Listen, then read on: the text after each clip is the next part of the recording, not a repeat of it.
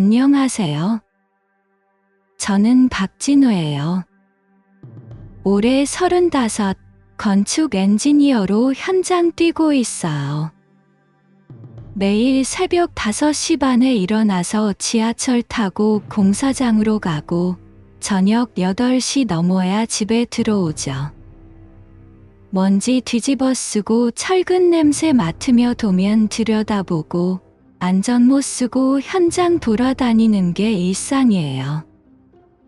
몸은 늘 피곤하고 주말에도 추가 근무 나오라고 하면 나가야 해요. 아내 수진이는 1살 아래 33, 고급 인테리어 스튜디오 운영해요. 강남 쪽에 작은 쇼룸 하나 있고 요즘은 외곽 신도시 프로젝트도 따냈다고 하더라고요. 결혼한 지 7년 됐어요. 처음엔 정말 좋았어요. 수진이가 퇴근하면 제가 안아주고 주말엔 같이 한강 산책도 하고 밤에 서로 기대서 영화도 보고. 그런데 언제부터인가 대화가 줄고 눈빛이 스치기만 하고 침대에서 등도 돌리고 자는 날이 많아졌어요.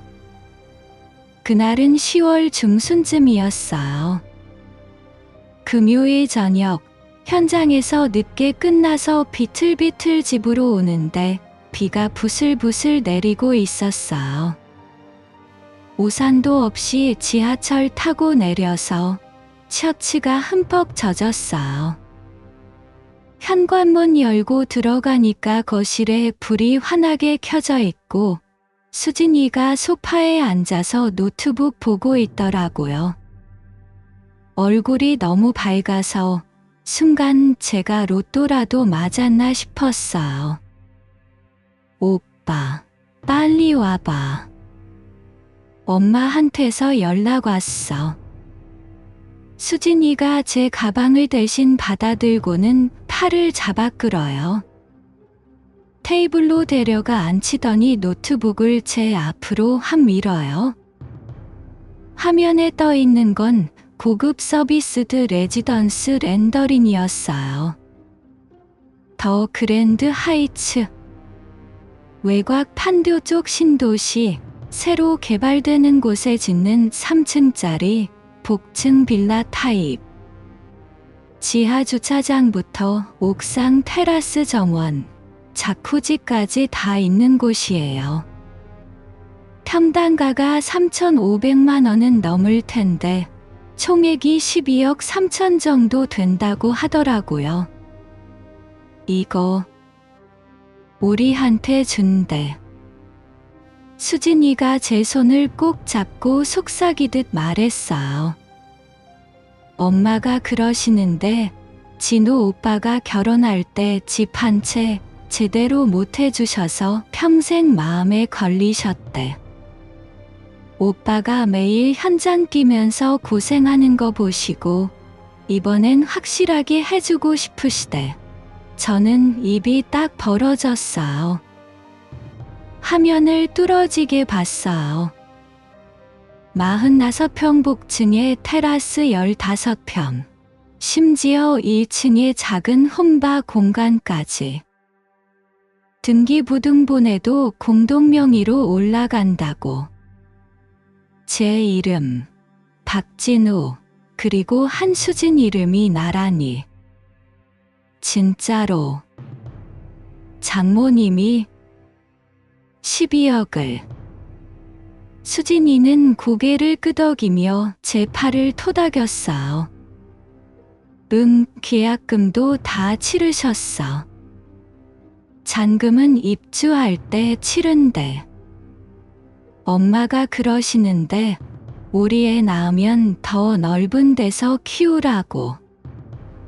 저는 여전히 믿기지 않아서 사진을 확대해봤어요. 테라스에서 내려다 보이는 호수뷰, 밤에 불 켜진 야경까지 다 렌더링돼 있었어요. 수진이는 제 어깨에 머리를 기대고 속삭였어요. 이제 오빠도 현장 덜 뛰고 사무실 위주로 일해도 되겠다. 나도 스튜디오 더 키워볼게. 그날 밤, 저는 잠을 이룰 수가 없었어요. 천장만 바라보고 누워 있었어요.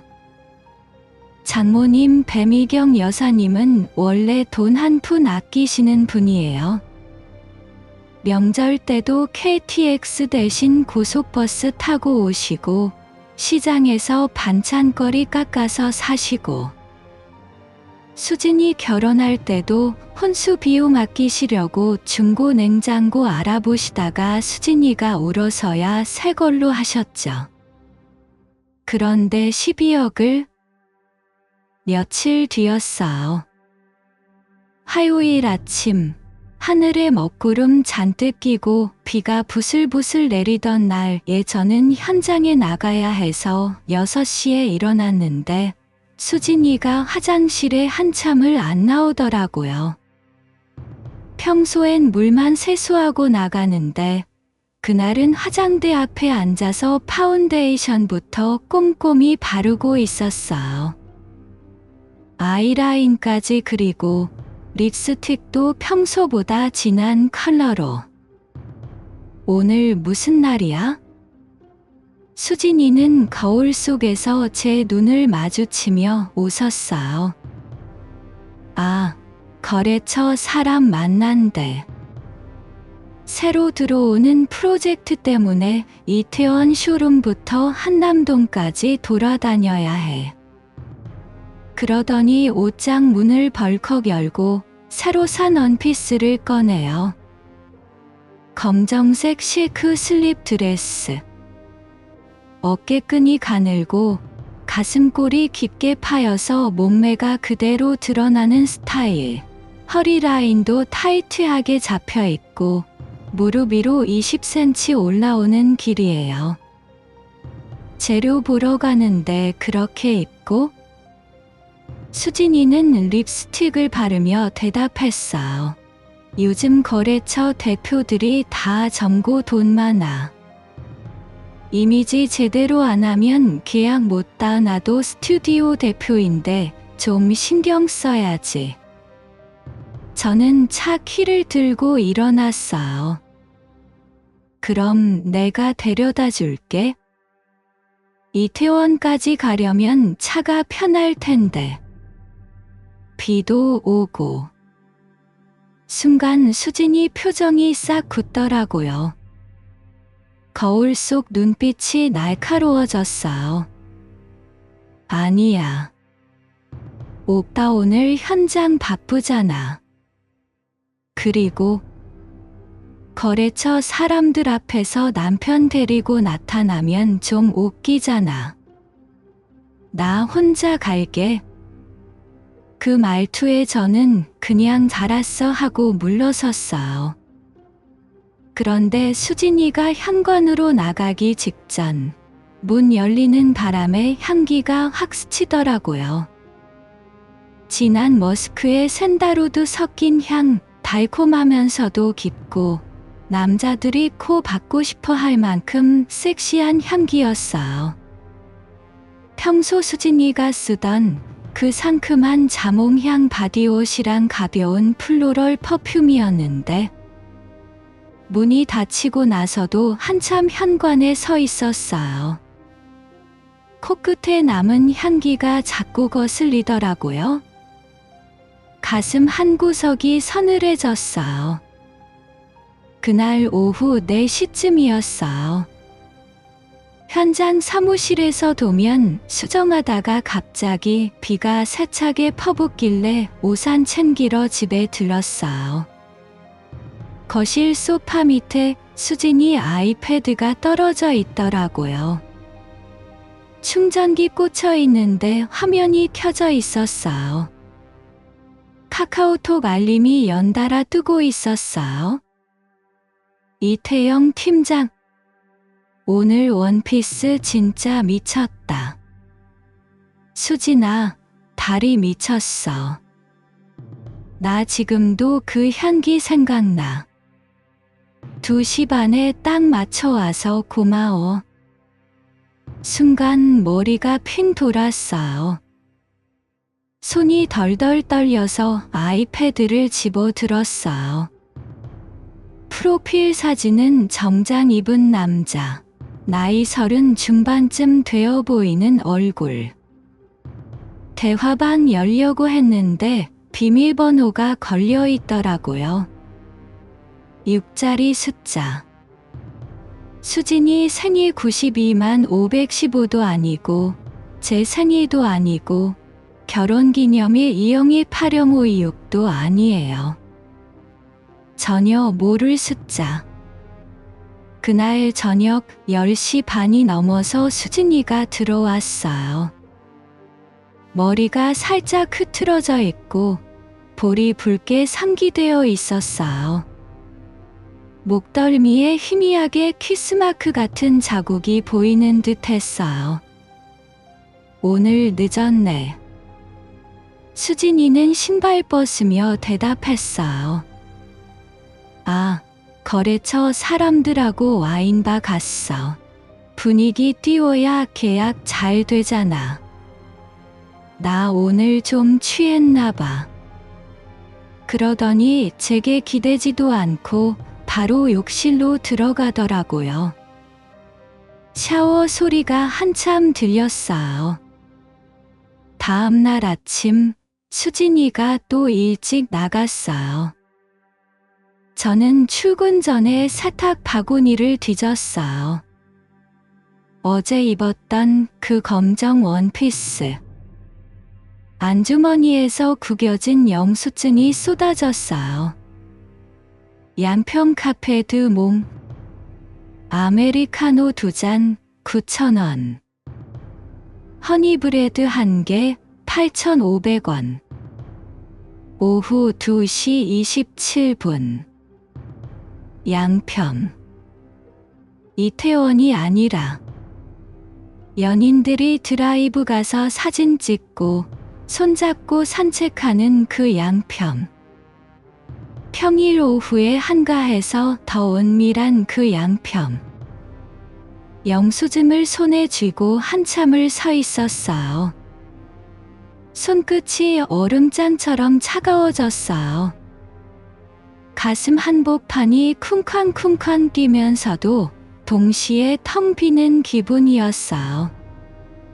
그리고 또 하나의 영수증이 떨어졌어요. 같은 카페, 같은 시간대. 그런데 이번엔 룸데어 2시간 8만 원이라고 적혀 있더라고요. 그때부터였어요. 제 세상이 서서히 무너지기 시작한 게 그 영수증을 쥐고 서 있는데 손이 덜덜 떨리더라고요. 룸데어 2시간 8만 원 양평 카페에서. 그날부터 잠이 안 왔어요. 머릿속이 온통 그 생각뿐이었어요. 수진이가 나한테 거짓말을 밥 먹듯이 하고 있다는 게 그냥 바람인가 싶었는데 12억짜리 집까지 엮여 있으니 이건 단순한 불륜이 아니었어요. 뭔가 더 큰 게 있을 것 같았어요. 다음 날 아침 회사에 전화해서 연차 냈어요. 현장 사고로 다쳐서 좀 쉬어야 할 것 같아요 하고 거짓말했죠. 수진이는 이미 나가고 없었어요. 저는 차 키 챙겨 들고 바로 출발했어요. 판교 신도시 쪽으로. 수진이가 보여준 그 렌더링 사진 속 동네예요. 비가 그친 뒤라 도로가 축축하고 공사장 먼지가 날리고 있었어요. 2시간쯤 헤매다 찾았어요. 더 그랜드 하이츠. 유리와 회색 벽돌로 된 3층짜리 건물. 테라스에 자쿠지까지 딸린 그 집 공사 거의 마무리 단계라 울타리 쳐져 있고 모델하우스 간판이 붙어 있었어요. 근처 부동산 사무실로 들어갔어요. 중년 아저씨가 커피 타주면서 물었어요. 이쪽 매물 알아보시려고요? 저는 사진 보여주며 물었어요. 여기 이 건물 한 달 전에 팔렸다고 들었는데요. 주인이 누구예요? 아저씨가 컴퓨터 두드리더니 고개 끄덕였어요. 네, 맞아요. 한 달 전에 계약됐어요. 젊은 부부가 사셨어요. 공동 명의로. 심장이 쿵 떨어졌어요. 그럼 주인이 노부인 이름으로 된 거 아니에요? 배미경 여사님. 아저씨가 웃으며 고개 저었어요. 아니요. 한수진 씨랑 이태영 씨예요. 둘이 반반씩 지분 가지고 계세요. 그 순간 세상이 빙글빙글 돌더라고요. 한수진. 제 아내 이름. 그리고 이태영. 처음 듣는 이름. 장모님 이름은 없고 제 이름도 없고. 확인 좀 해주세요. 등기부등본 볼 수 있어요?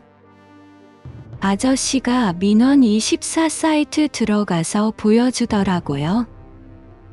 화면에 딱 뜨길래 봤어요. 소유자 2분의 1, 한수진. 소유자 2분의 1, 이태영. 근저당권 설정액 8억 4천만 원, 8억 4천. 대출이 8억 4천. 계약금만 3억 9천 정도 냈다는 거예요.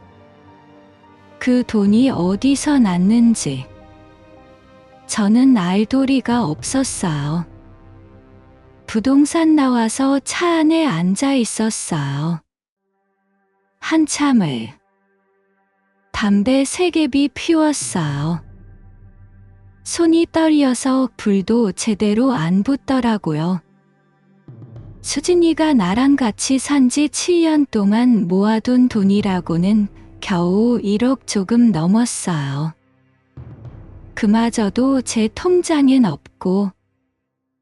이게 다 뭐냐고.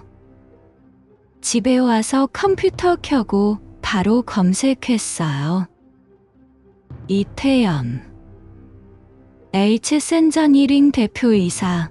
수진이 스튜디오가 2년 전에 대형 프로젝트 할 때 협력했던 회사예요. H센저니링.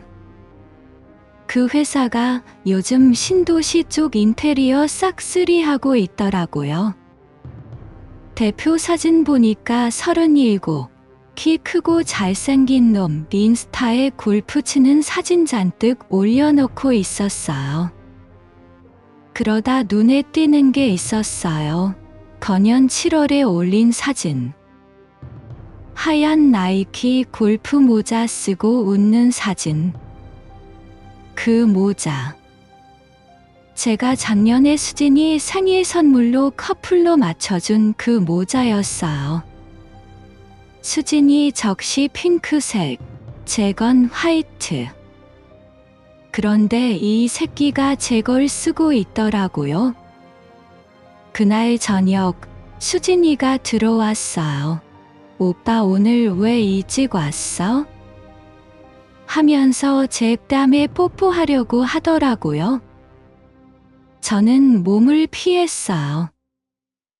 속이 울렁거려서. 그 다음 날 바로 행동에 나섰어요. 용산 전자상가 갔어요. GPS 추적기랑 음성 활성 녹음기 샀어요. 작고 얇은 거, 자석 붙는 거로. 가격이 40만 원 넘었지만 카드 긁었어요. 밤 12시쯤이었어요. 수진이가 와인 마시고 골아 떨어졌어요. 저는 배탈 난 척하며 화장실 들락거렸어요. 그러다 수진이 코 골기 시작하자 조용히 내려갔어요. 지하 주차장. 수진이 차 SUV 밑에 엎드려서 GPS 붙였어요. 운전석 의자 밑에 녹음기 숨겼어요. 손이 땀으로 미끄러져서 3번이나 떨어뜨렸어요. 다음 날부터 본격적으로 따라다녔어요. 회사에서 점심시간에 앱 켜놓고 봤어요. 수진이 차가 강남 벗어나서 판교로 가더라고요.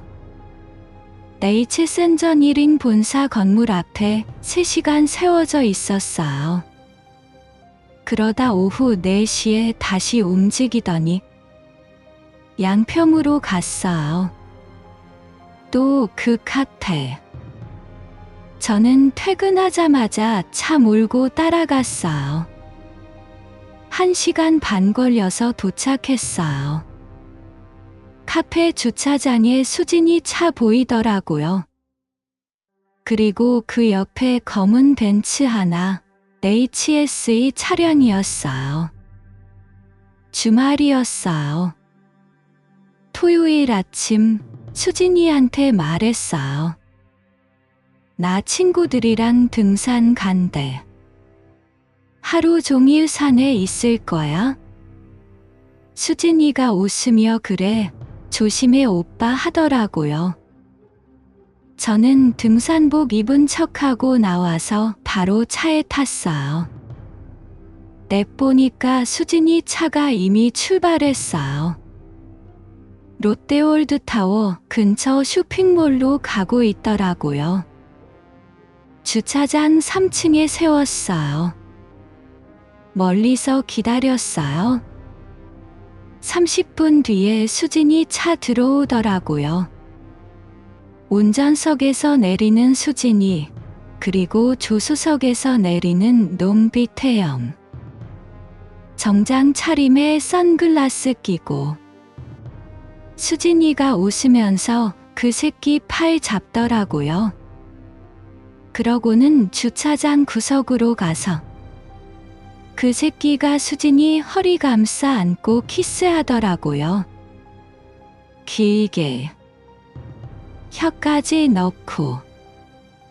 저는 차 안에서 그 장면 찍었어요. 손이 떨려서 초점 여러 번 나갔어요. 그래도 증거는 확보했어요. 그날 밤 수진이가 오빠 등산 재밌었어? 하면서 안기려고 하더라고요. 저는 너무 피곤해서 하면서 피했어요. 다음 날 새벽 4시에 일어났어요. 차에 가서 녹음기 꺼냈어요. 이어폰 꽂고 들었어요. 진우 그 바보, 진짜 숨지네 떨어. 엄마가 집 준다고 하니까 눈이 휘둥그레지더라니까. 수진이 목소리였어요. 웃는 목소리. 그러게. 그 새끼 통장에도 돈 없으면서 우리가 대출 끼고 산 거 모르고 있지? 이태영 목소리. 낮고 자신만만한. 내년에 집값 오르면 바로 이혼해. 반반 나눠서 팔고 우리 둘이 새로 시작하는 거야? 태영아, 그때는 나만 봐. 당연하지. 수진아, 너만 있으면 돼. 그러고는 침대 삐걱거리는 소리. 그리고 수진이 신음소리. 저는 화장실에 가서 토했어요. 진짜로. 속이 뒤집혀서. 그 녹음 듣고 나서 모든 게 분명해졌어요. 12억짜리 집은 우리 거 아니었어요. 수진이랑 그 새끼 거였어요. 나를 완전히 이용한 거예요. 결혼 7년 동안 제가 번 돈, 제가 모은 돈, 다 그 새끼랑 쓰고 있었어요. 이제 시작이었어요. 제대로 갚아줄 때가. 그날 수진이가 장모님 손에 끌려나간 뒤로 집이 정말 조용해졌어요. 너무 조용해서 밤에 혼자 누워있으면 천장만 바라보게 되고 냉장고 돌아가는 소리마저 귀에 거슬릴 정도였어요.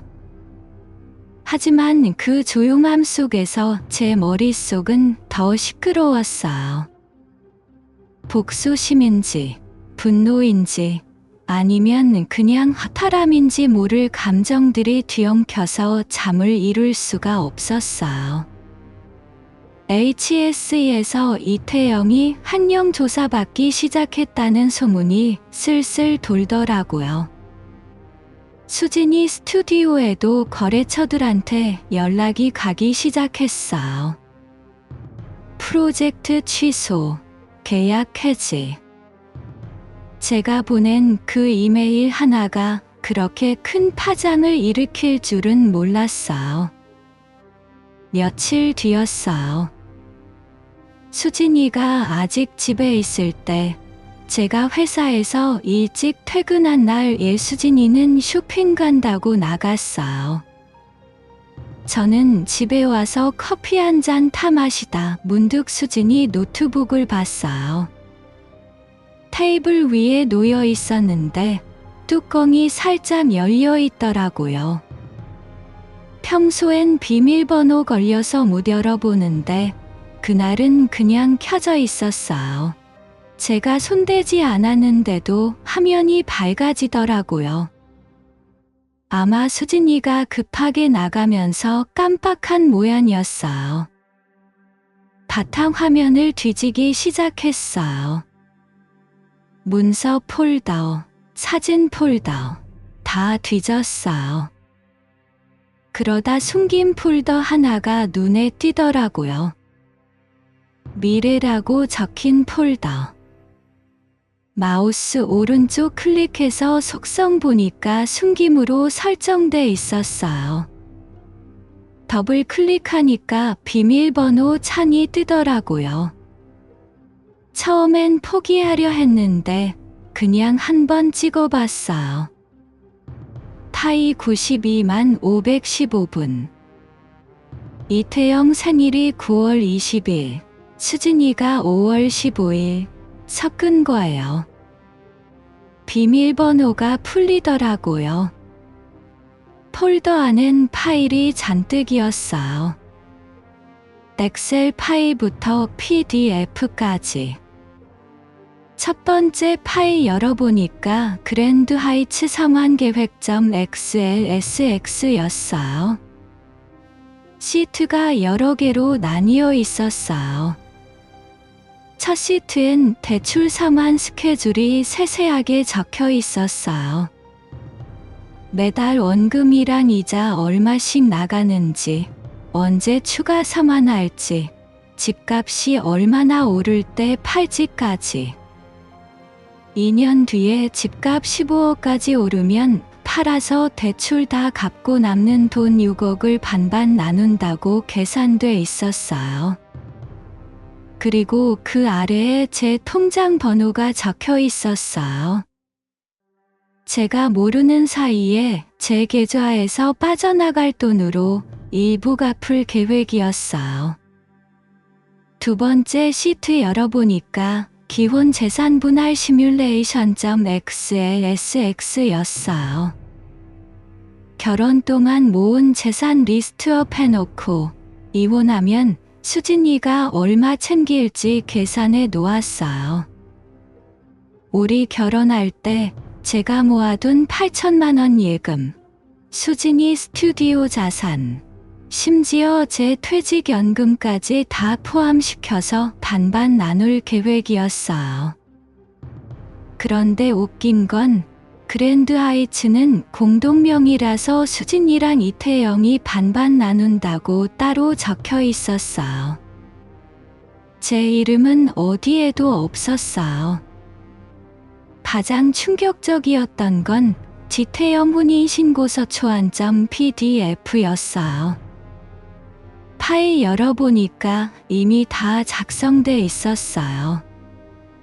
신랑 쪽에 이태영 이름, 주민번호, 주소 다 써놓고 신부 쪽에 한수진. 날짜만 비워두고 서명란에 수진이 서명 연습한 흔적까지 있었어요. 그리고 별도 폴더에 제 주민등록증 스캔본이랑 도장 사진이 있었어요. 제 도장. 서랍 깊숙이 넣어둔 그 도장. 수진이가 몰래 꺼내서 찍어놓고 위조 서류 만들 준비 다 해놓았어요. 은행 대출 서류에 제 도장 찍을 계획이었어요. 그 파일들 보는데 손이 떨리더라고요. 이건 그냥 바람이 아니었어요. 계획된 사기였어요. 7년 동안 저를 완전히 이용한 거예요. 돈 모으게 하고, 현장 뛰게 하고, 피곤하면 마사지 해주면서 뒤로는 이태영이랑 미래 설계하고. 저는 화장실 가서 또 토했어요. 속이 뒤집혀서. 그날 바로 김 변호사 사무실로 갔어요. 강남 역삼동에 있는 사무실. 김 변호사는 자료 다 보여주니까 안경 벗고 한참을 말없이 보시더라고요. 그러고 나서 한숨 쉬면서 말했어요. 박 씨, 이건 제가 25년 넘게 이혼 사건 봐왔지만 이 정도로 치밀한 경우는 처음 봐요. 사기죄, 문서위조 준비죄, 재산 편취까지. 형사 고소 병행해야 해요. 구속될 확률 높아요. 저는 고개 끄덕였어요. 네, 그냥 이혼으로 끝내고 싶지 않아요.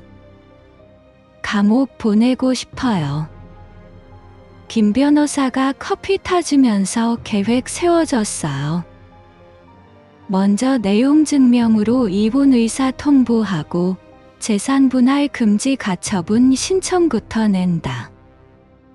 동시에 검찰에 고소장 제출. 증거가 이 정도로 확실하니까 바로 수사 들어갈 거라고. 그리고 HSE 쪽도 더 파고들자고 했어요. 이태영 회사 더 깊이 파봤어요. HSE 홈페이지 들어가서 임원진 보니까 대표이사는 이광호였어요.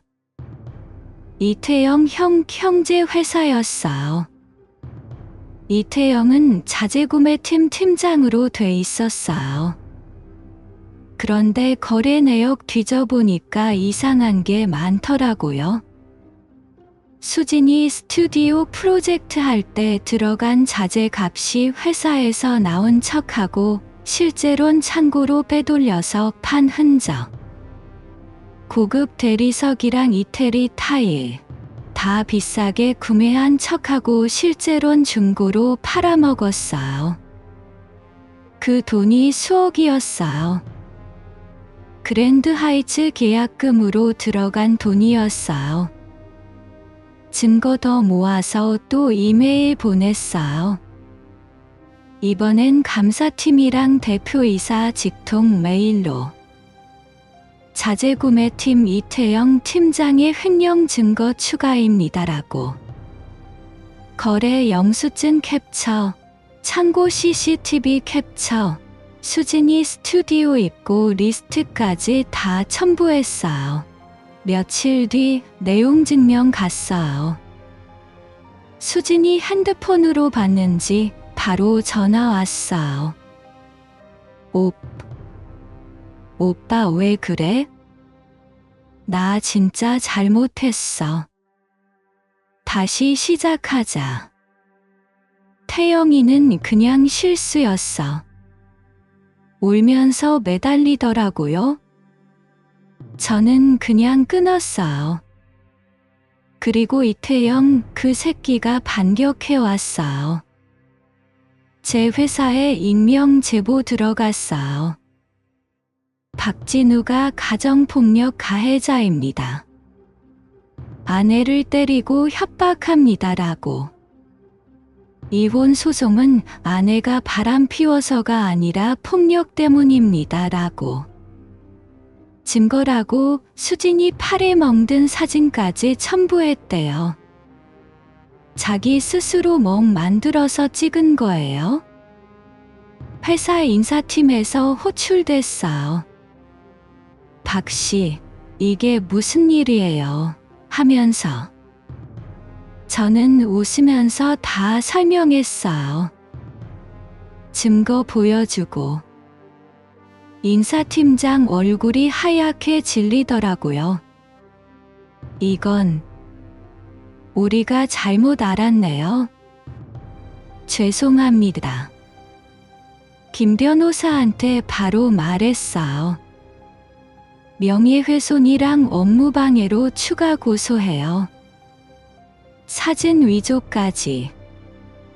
그러자 HSE 쪽에서 연락 왔어요.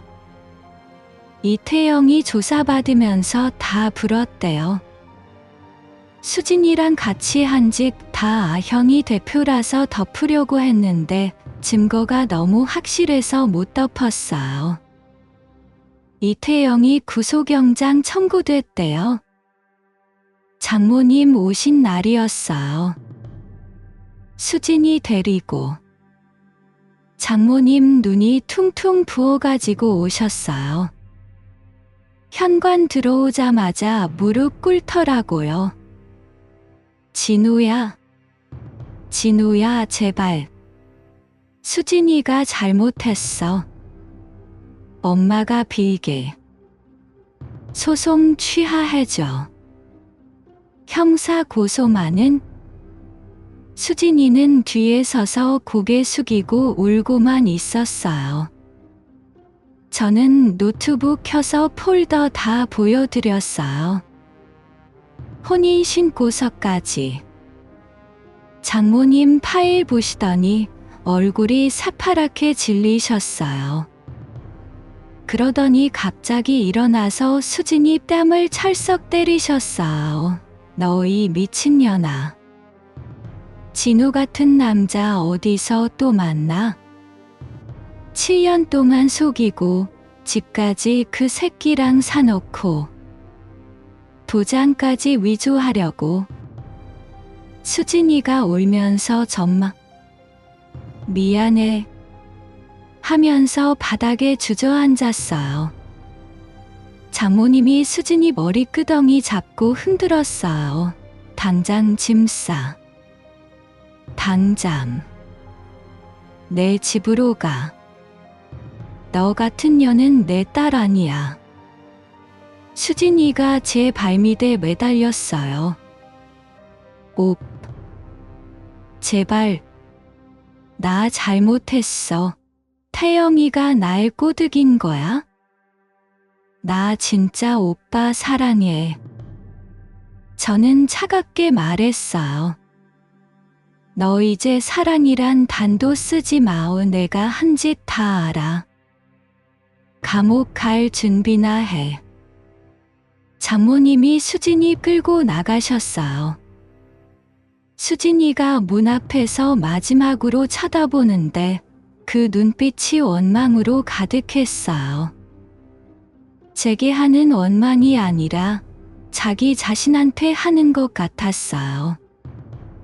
그 뒤로 소송이 본격적으로 시작됐어요. 법원에서 가처분 결정 나와서 그랜드 하이츠는 팔지도 못하고 압류됐어요. 이태영이는 횡령으로 구속됐고 수진이는 사기 공범으로 조사받기 시작했어요. 장모님은 병원에 입원하셨어요. 충격으로. 저는 이제 혼자 살아요. 집이 넓어서 더 춥게 느껴지지만 이제 자유로워요. 진짜 자유. 그놈들 한 푼 한 푼 갚게 만들고 있어요. 법이 대신 갚아주고 있어요. 그 뒤로 모든 게 눈사태처럼 무너지기 시작했어요. HSE에서 이태영이 바로 정직 처분 받았대요. 제가 보낸 증거 때문에 감사팀이 움직였고 회사 내부 조사 들어가자마자 횡령 사실이 딱 들통났어요. 3억이나 되는 돈을 자재 구매 명목으로 빼돌려서 수진이 통장으로 보낸 거예요. 투자금이라고 속이고 수진이는 그 돈으로 스튜디오 확장한다고 하면서 실제론 그랜드 하이츠 잔금 일부에 썼어요. 경찰이 수진이 통장 압류하고 조사 들어가니까 수진이가 그냥 불륜녀에서 범죄 피의자로 바뀌더라고요. 범죄 수익 은닉죄까지 추가됐어요. 저는 그 소식 듣고 그냥 웃었어요. 집에서 혼자 맥주 마시면서 수진이가 전화 왔어요. 장모님 집에서. 목소리가 완전히 갈라져 있었어요. 나 어떡해. 돈 다 압류됐어. 스튜디오도 망했어. 저는 그냥 말했어요. 내가 한 짓이야. 이제 갚아. 이혼 조정 날이었어요. 법원 가족법정. 그 좁은 방에 판사님, 저, 수진이, 그리고 변호사들 앉아 있었어요. 수진이가 들어오는데 얼굴이 반쪽이 돼 있었어요. 화장도 안 하고 머리도 엉망으로. 눈이 퉁퉁 부어서. 판사님이 조정 시작하자마자 수진이가 울면서 말하더라고요. 저 아직 남편 사랑해요. 잘못했어요. 다시 잘해볼게요. 제발 이혼만은. 순간 피가 거꾸로 솟았어요. 저는 자리에서 일어나서 말했어요. 판사님, 이 여자 거짓말해요. 여기 증거 있어요. 녹음 파일 틀었어요. 그 양평 카페에서 수진이가 이태영이랑 한 대화. 진우 그 바보, 진짜 순진해. 집 준다고 하니까 좋아서 어쩔 줄 몰라. 수진이 얼굴이 하얗게 질리더라고요. 판사님이 인상 쓰시면서 지게 무슨 하시는데 수진이가 울면서 소리 지르더라고요. 그건 실수였어요. 그때 문 열리고 이태영이 들어왔어요. 회사에서 쫓겨나서 정장도 아닌 후드티 입고 수염도 덥수룩하고 완전히 거지 꼴이었어요. 그 새끼가 저한테 다가와서 머리 조아리더라고요. 진우 씨, 미안해요. 5천만 원 줄게요. 고소 취하해주세요. 나 회사에서 쫓겨났어요. 제발. 저는 그 새끼 얼굴 똑바로 쳐다봤어요. 5천. 너 인생이 5천짜리야? 꿈도 크네. 판사님이 조정 불성립 선언하시고 정식 재판으로 넘어가게 됐어요. 그 뒤로 형사사건이 본격적으로 터졌어요. 이태영이 횡령 3억 외에도 회사에서 더 빼돌린 게 나왔대요. 형 이광호가 대표라서 덮으려고 했는데 제가 또 증거 보냈어요. 이광호가 저한테 연락 왔어요. 비밀리에 만나자고. 강남 카페에서. 그 새끼가 검정 봉투 내밀더라고요. 5억 들어있는 이거 받으시고 입 다물어 주세요. 동생 잘못은 제가 책임질게요. 저는 그 자리에서 녹음 켜놓고 있었어요. 5억. 이게 뇌물인가요? 이광호 얼굴이 창백해지더라고요. 그 녹음 바로 경찰에 제출했어요. 그 다음날 국세청이 HSE에 들이닥쳤대요. 탈세, 비자금 조성. 회사 전체가 뒤집어졌어요. 이광호도 구속됐어요. 형제 다 형사 재판 날이었어요. 서울중앙지법. 수진이랑 이태영이 나란히 피고인석에 앉아 있었어요. 수진이는 교도복 입고 머리 짧게 자르고, 이태영이는 더 말라서 뼈만 남았더라고요. 검사가 증거 제시하자마자 둘이 서로 물어뜯기 시작했어요. 수진이가 소리 질렀어요. 이태영이가 날 꼬드겼어요. 돈 줄게 같이 살자고 해서. 나 진짜 사랑했는데. 이태영이가 일을 가면서 너가 먼저 유혹했잖아. 집 사자고 돈 필요하다고 해서 내가 빼돌린 거야. 내가 도장 위조하려고 했잖아.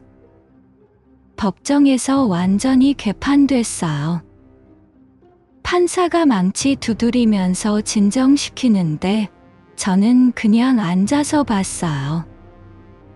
판사가 선고했어요. 이태영이 징역 5년, 이광호 징역 7년, 수진이 징역 3년 실형. 수진이가 울면서 저 쳐다보는데 저는 그냥 고개 돌렸어요. 민사 이혼 재판은 더 빨리 끝났어요. 판사가 증거 다 보고 나서 이런 경우는 처음 봅니다 하시면서 이혼 선고하고 위자료 7천만 원 지급 명령 내렸어요. 그리고 그랜드 하이츠는 범죄 수익으로 판결 나서 경매 넘어가서 은행빚 갚고 남은 돈도 몰수됐어요. 우리 결혼 동안 모은 재산 중 합법적인 거만 나눴는데 제가 75% 가져갔어요. 수진이 몫은 빚 갚느라 다 날아갔어요. 마지막으로 수진이가 편지 보냈어요. 교도소에서. 옵. 나 진짜 후회해. 미안해. 나 잘못했어. 용서해줄 수 없어도 건강히 살아. 그 편지 읽고 나서 저는 집 뒤편으로 가서 불태웠어요. 제가 날아가는 거 보면서 그냥 웃었어요. 그 돈으로 강변 쪽에 새 아파트 샀어요. 30평짜리 한강 보이는. 혼자 살기 딱 좋았어요. 가구 새로 사고 옛날 물건 다 버렸어요. 결혼 사진도 커플링도 다. 그러다 작년에 산악회에서 만난 여자가 있어요. 이름은 김예린. 31, 등산 좋아하고 웃을 때 눈이 초승달처럼 휘어져요. 처음엔 그냥 산 친구로 지냈는데 어느 날 비 와서 산에서 내려오는데 혜린이가 제 손 잡더라고요. 진우 씨, 이제 그만 아파해요. 그 말 한마디에 눈물이 나더라고요. 지금은 혜린이랑 같이 살아요. 주말에 산 오르고 평일엔 같이 밥 먹고 가끔 한강 산책하다가 그랜드 하이츠 쪽 보면 그냥 웃어요. 그 집은 이제 다른 사람거 됐대요. 수진이는 아직 감옥에 있고 이태영이랑 이광호도. HSE는 망했대요. 저는 이제 행복해요. 진짜로. 그놈들 인생은 끝났지만 제 인생은 다시 시작됐어요.